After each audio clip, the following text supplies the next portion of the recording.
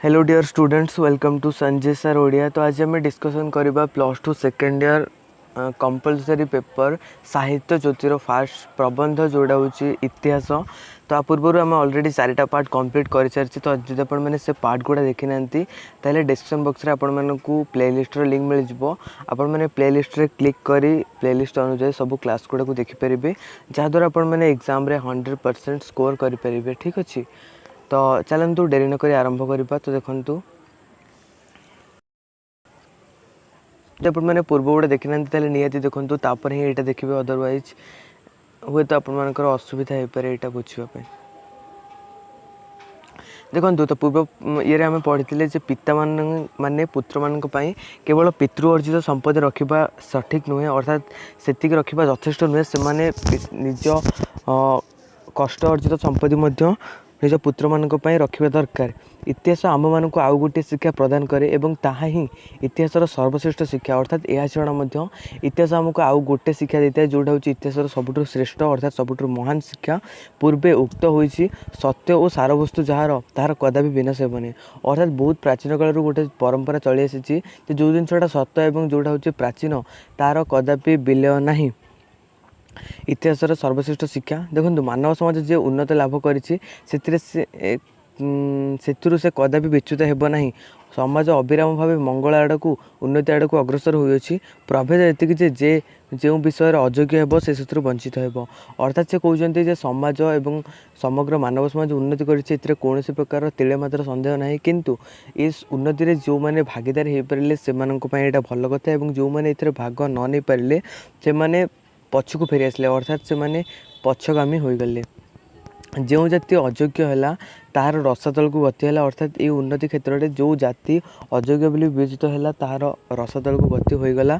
तार संचित धनराशि ज्ञान विज्ञान समस्त योग्य तर जाति हस्तर समर्पित हो। अर्थात से जो जाति निम्नगामी हम तार जहाँ भी सब अर्जित धन जन सब थी जे जितब ताकू से सब समर्पित हो।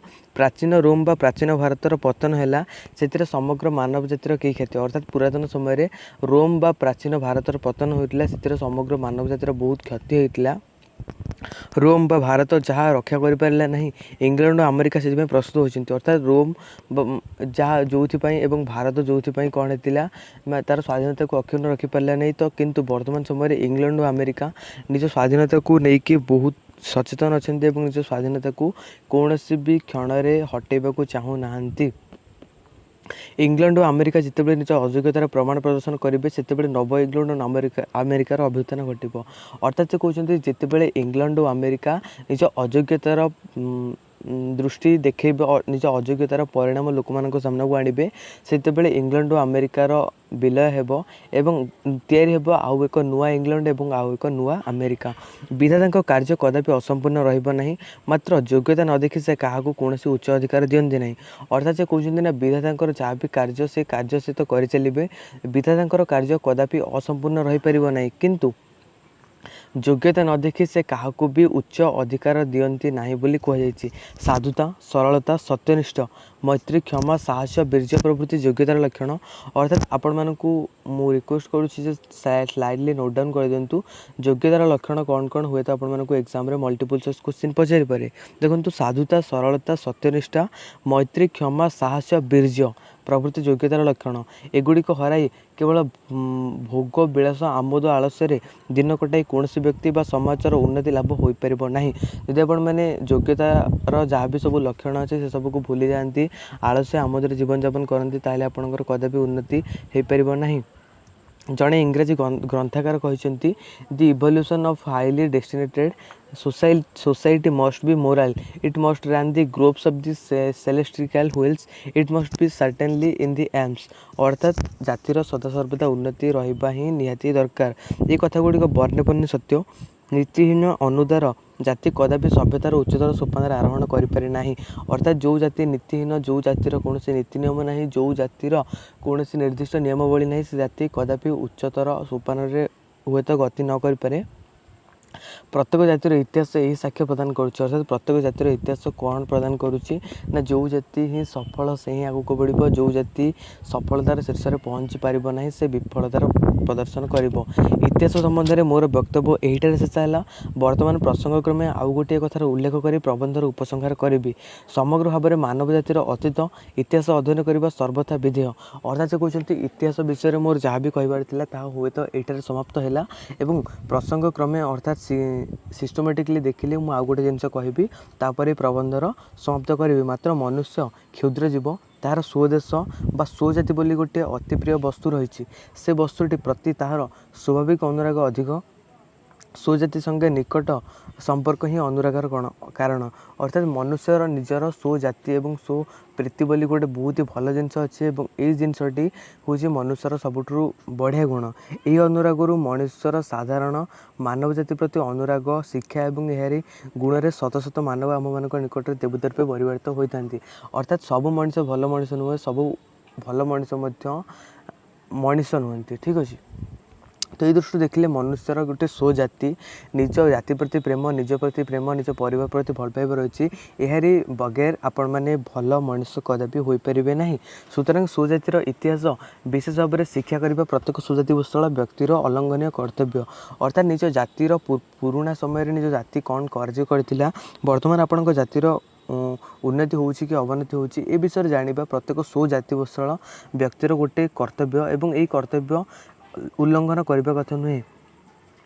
स्वजातिर इतिहास विशेष भाव में शिक्षा करने प्रत्येक स्वजाति वस्तुला व्यक्तिर अलंघनीय कर्तव्य।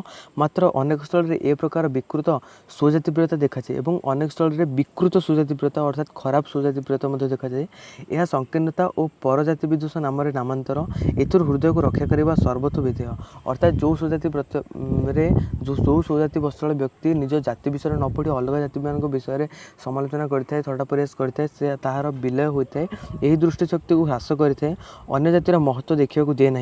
मनुष्यर स्वभाव यही से निजे हीनता प्राप्त हेले अन्यर महत्व देखि पारे नाही एवं आपणा मध्य गौरवर विषय किसी न देखि पूर्व गौरवर आस्फालन द्वारा हृदय को कथाचित आश्वस्त करने को चेष्टा करे। मनुष्यर गोटे गुण अच्छे जे से निजर सफलता को केबे चाहे ना, अन्यर सफलतार को ईर्षा करें। निज केमी सफल हो से विषय चिंता कर न थाए। एथुरु अनिष्ट छड़ा इष्ट किसी ना।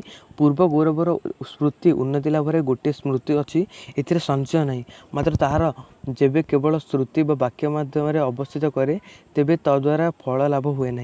अर्थात मनुष्य जितेबाला हिंसा करने आरंभ करते जितेबाला अलग लोक मान प्रति तार गोटे विदुष भाव आचरण होता है, अलग लोक मान प्रति तार गोटे हीन मानसिकता आचरण आसी था से मनुष्यर निम्नगामी गति अर्थात मनुष्यर अधपतन है बोली आपण मैंने जानीपर। ईश्वर आम मान देश को यही विकृत अनुराग रक्षा करंतु। आमे माने स्वजाति और स्वजातिर इतिहास मध्य विधाता मंगल हस्त दर्शन करी भक्ति और विनय सहकारे तांकरी हस्तर आत्मसमर्पण करूँ। जीवनर सर्वविध व्यापार तांकरी मंगल हस्तर संकेत अनुभव करी प्रति मुहूर्त तांकरी सेवारे तांकरी कार्य व्यय करी धन्य हो कृतार्थ हो। तो यार भितर आमर कविताटी समाप्त होती। देखो लेखकों विषय स्लाइड लिखी जानीदबा। लेखक होती आमर किए ना विश्वनाथ कर जे कि 1864 मसीह जन्म होता है और 1934 मसीह मृत्यु होता। बाग्नी विश्वनाथ कर ओडिया साहित्य जड़े बलिष्ठ सारस्वत प्रतिभा।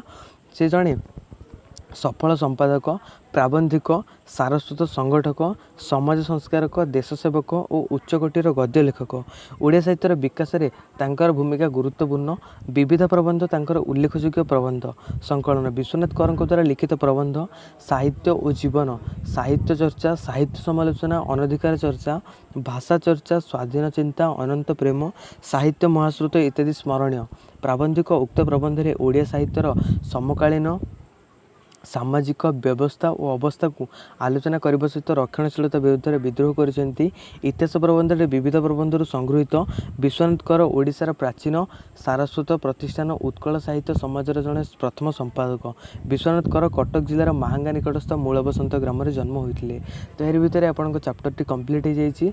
आपण मैंने जदि ये सीरीज अर्थात ये विषयर कौन भी पार्ट को मिस करते प्लेलिस्ट को जाकि देखिपारे। प्लेलिस्ट लिंक आपको डिस्क्रिप्शन बॉक्स में मिल जाव। तो देखा परवर्ती वीडियो रे से पर्यंत विदा देवे। धन्यवाद। एवं जदि एपर्यंत टेलीग्राम ग्रुप रे जॉइन नहीं निश्चय भाव जॉइन हो।